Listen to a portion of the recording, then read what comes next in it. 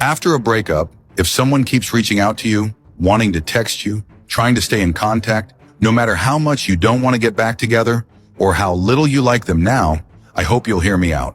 What I'm about to say might change your perspective. Do you believe that dating anyone is basically the same? That every relationship goes through a honeymoon phase, a conflict phase, and a calm phase? At first, when you start dating someone, you might think, as long as they treat me well, we'll be fine.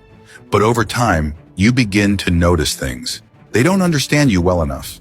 They're not romantic, or they can't give you the emotional support you need. Maybe you start to think they're just too emotionally unaware. So you break up. Then you move on to someone new. Maybe this time, you look for someone more attractive, more romantic, someone who can meet your needs. But eventually you realize that even though they're romantic, they lack ambition. They spend all day playing games and don't take work seriously. You start to feel like there's no future with them. So you break up again. Next, you might find someone who's both romantic and driven, but then it turns out he's a mama's boy, and the relationship leaves you frustrated. So you end things once more.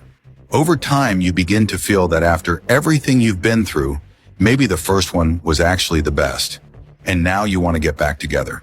I know that when relationships go wrong, it's easy to think, if I had never been with that person, I'd be happier. But the truth is, if you don't have the capacity to love, you won't be happy with anyone. We often blame our breakups on the other person. We think the problem is them, and that if we just find someone else, we'll be happy. But in reality, there's no such thing as a perfectly compatible match from the start.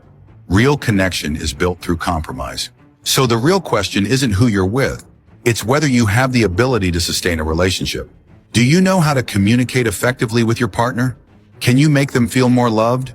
Can you build your own capacity to love and be loved? That's what truly makes someone come back to you.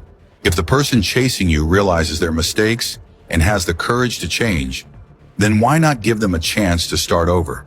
Because being together isn't easy, and losing someone you once loved is a shame.